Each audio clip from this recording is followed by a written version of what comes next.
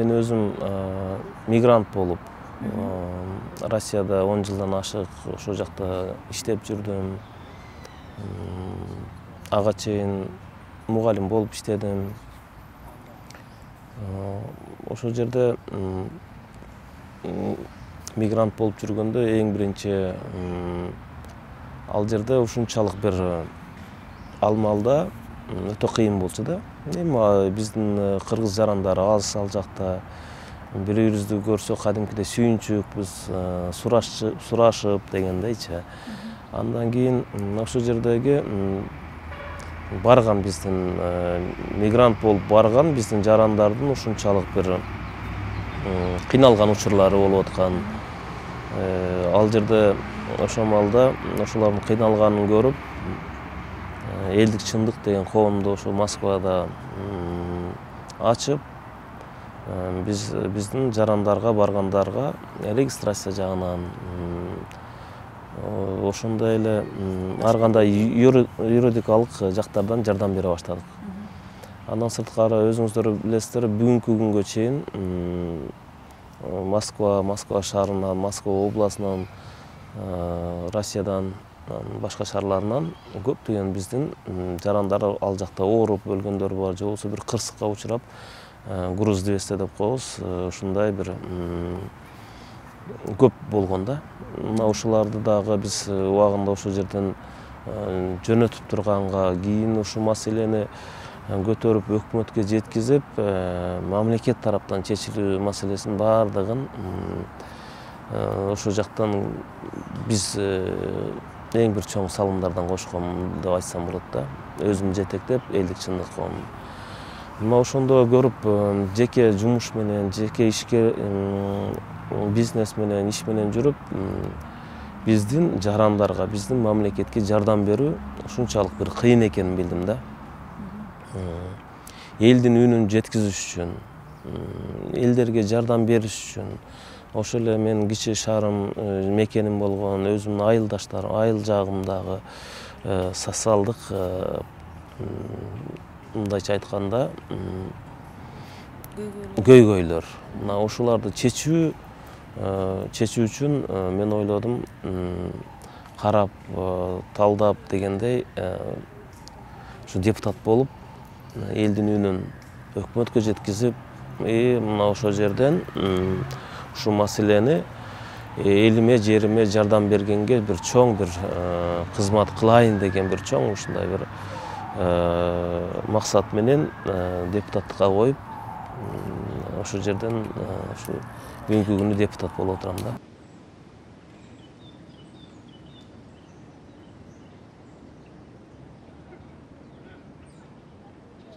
Ал жерде регистрацияга туруу маселеси өтө бир ушунчалык бир кыйын болгон, регистрацияга туруу.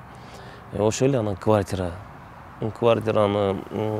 ошол жерден алып дегендей, ал жерде көптөгөн ушундай бир эмеде жашайт элек. Бир 3 комнаталуу квартира алган болсок, ал жерде мен өзүм иштеген балдарым менен бир квартирада 20-30 бала ошол жерде жашап, ошол жерде иштеп, ошондой бир күндөр болгон да, кыйынчылыктардын. Ошондой эле ал жерден жанагы укук коргоо органдары ар кандай иштеп аткан жерге келип, документтерди сурап, көчөдөн иштеп аткан биздин балдарды кармап кетип, роодуга алып барып, таң аткыча кармап дегендей, өтө бир ушундай бир кыйынчылыктар болгон да. Бирок кыйынчылыктын, ар бир кыйынчылыктын аркасында сөзсүз түрдө жакшылыктар болуп, ошол жерге барып, мен менен чогуу иштеген балдардын баардыгы жаман болгон жок, баардыгы өз убагында жакшы деген ийгиликтерге жетти. Ошондой эле Аллага шүгүрдешим керек, Кудайга шүгүрдешим керек. Мен дагы чоң деген жакшы өзүм ойлогон максаттарга жеттим.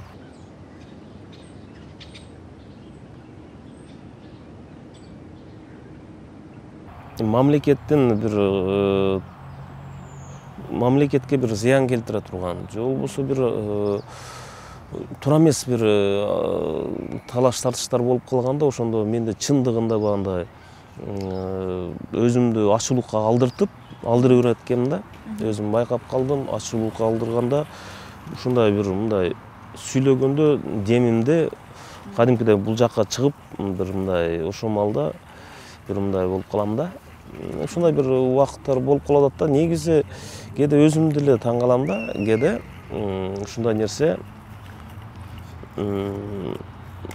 болуп калат экен, бирок бул жерден бир мындай эч бир мындай саясат кылыштын деле кереги жок да. Негизи бул көп эле мындай байкайбыз да, көп эле адамдар же болбосо көп эле депутаттар мындай ушундай сөз сүйлөп атканда бир адашып калат, бирок аларга басым жасабайт. Именно бир 2-3 адамга басым жасап, ушул жерден элдерге жаман атты көрсөткүсү келеби же башка. Бул эми ушундай, мен аларды туура эле түшүнөм. Мен айтат элем, бул эми саясий, бул жашоодогу бул күрөш окшойт депчи. Эми биз кимдир бирөөгө жакпайттырбыз же болбосо анча мынча адамдардын түн уйкусун бузуп аткандырбыз дегендейчи. Бул эми атайын бир мындай жасап, анан ошол жерден монтаждап мындай чыгарып аткан жагдай да.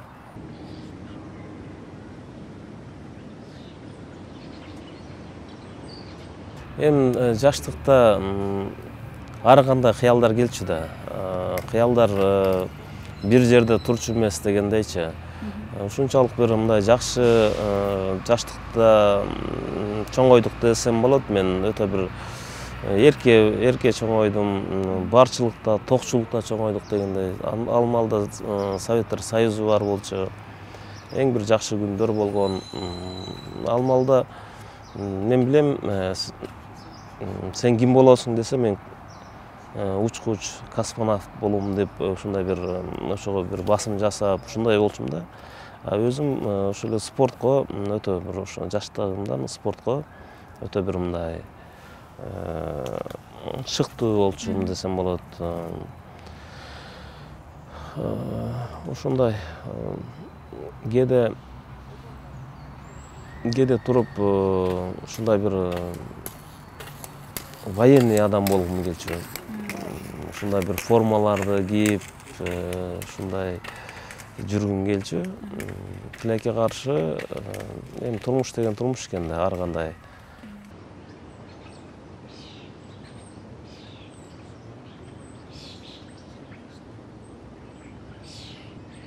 Мен апам жөнүндө айтсам, Исакова Ырыспү. Апам ушунчалык бир мындай кайраттуу, ушунчалык бир мындай өтө бир кайраттуу аял да. Ушунчалык бир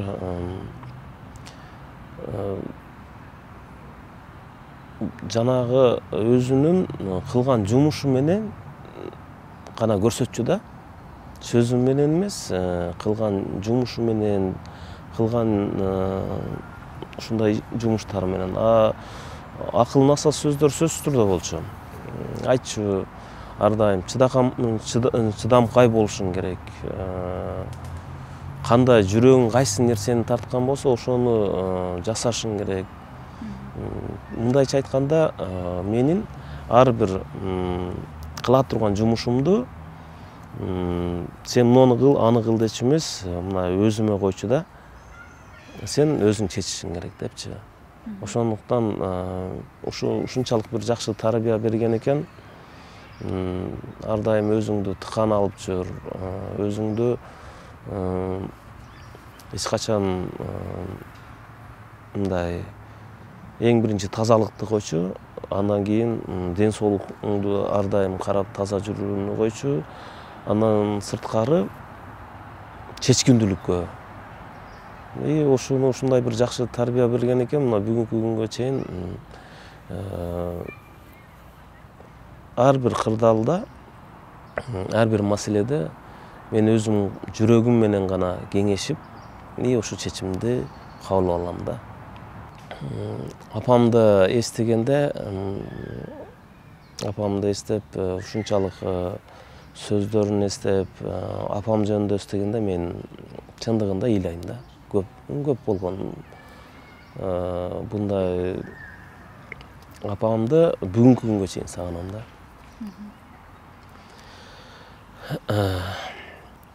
Анан эгерде мен атам раматылык, апам өтүп кетти мына. Бирок мен айтат элем, арбак баарын билет да.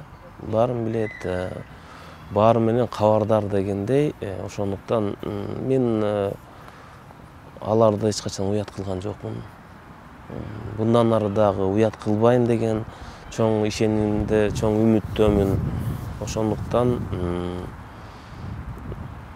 мен көздөрү тирүү болуп, мен ушундай элдерге кызмат кылып, парламентте ушундай элдерге кызмат кылып атканымды көрсө дагы жакшы болмок.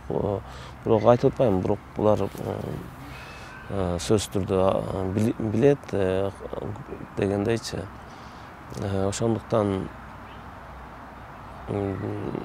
мен атам менен апама эч качан мындай булардын адресине жаман сөз айттыра тургандай жумуш кылбайм, кылбаганга дагы аракет кылам дегендейчи, Кудай буйруса.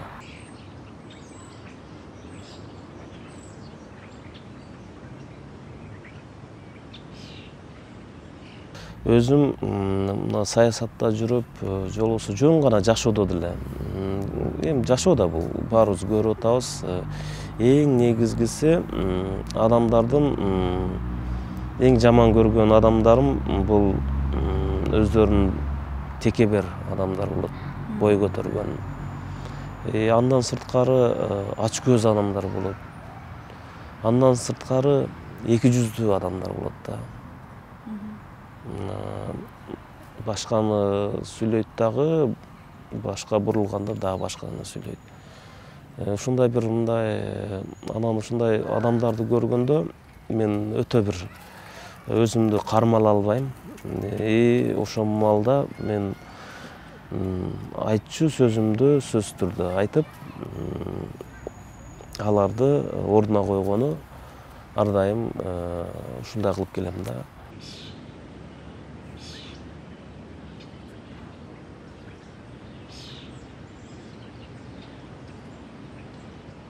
Жөн гана жашоодо дагы, саясатта дагы бардык жерде дос күтсө болот.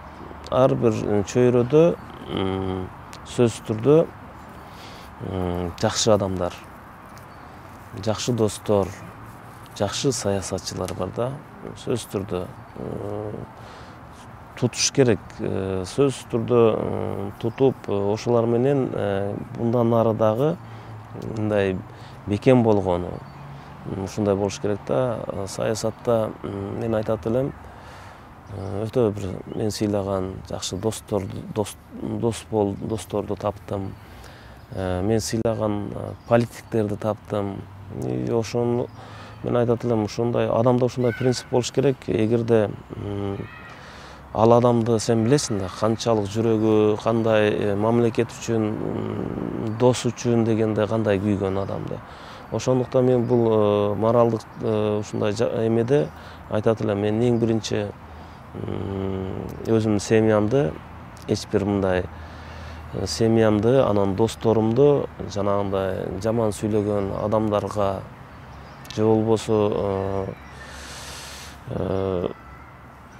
акырет келтирген мындай адамдарга мен эч качан жол бербейм. Алар менен сөз менен дагы талашып айтышканга керек болсо күч колдонуп, алар биз жаңгыз болсок дагы, алар 1000 болсо дагы туруштук бергенге, эч качан сатпаганга менде ушундай өзүмдүн принциптерим бар да. Ушундай болуш керек деген адам, эркек өзү негизги ушундай принциптерде болгон жакшы.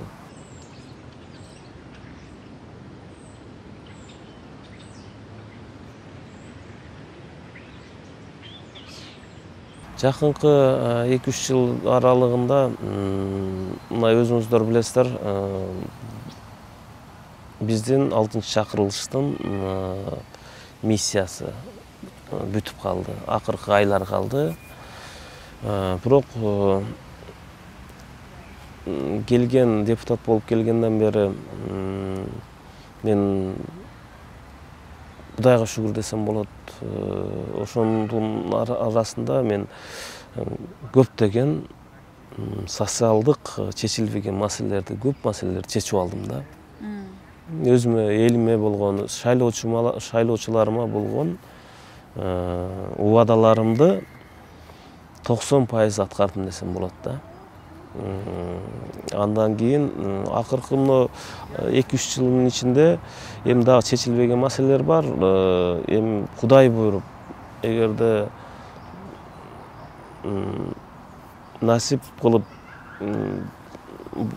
калса, мен кайра депутаттыкка коеюн деген дагы бүтпөгөн жумуштарды бүтүрөйүн деген чоң бир максаттарым бар. Негизги келечекте ар бир адамда, менде ушундай нерсе бар.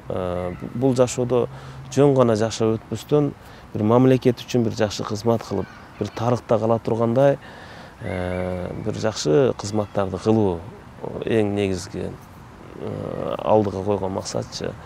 Жөн гана жашап, же болбосо бир бекер убакыт өткөзүү дегенден бир алысмын да.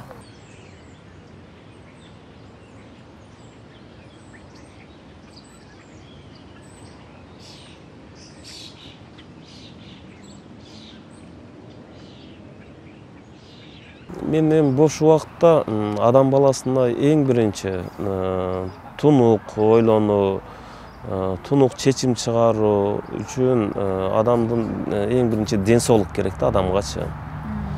Ден соолук бул жашоонун булагы дегендей, эң биринчи мен бош маалда сөзсүз түрдө өзүмө карап, ошо спорт менен машыкканы, спорт менен өзүм ден соолугумду караганга басым жасайм.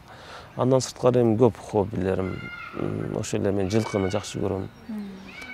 Жылкы багам, жылкылардан ошол жерден жакшы жылкынын уруктарынан алып, жакшы ошо жылкыны көбөйткөнгө ушундай басым жасап, жылкыны жакшы көрөм. Анча-мынча мындай достор менен, жакшы саналаш адамдар менен отуруп ырдаганды жакшы көрөм. Бир азыр эми ойго келип аткан бир жакшы мындай бир эмени айтып берейин, эми кыскараак болсо дагы. Күттүм сени күн баткандан, таң сүрүлүп атканыча.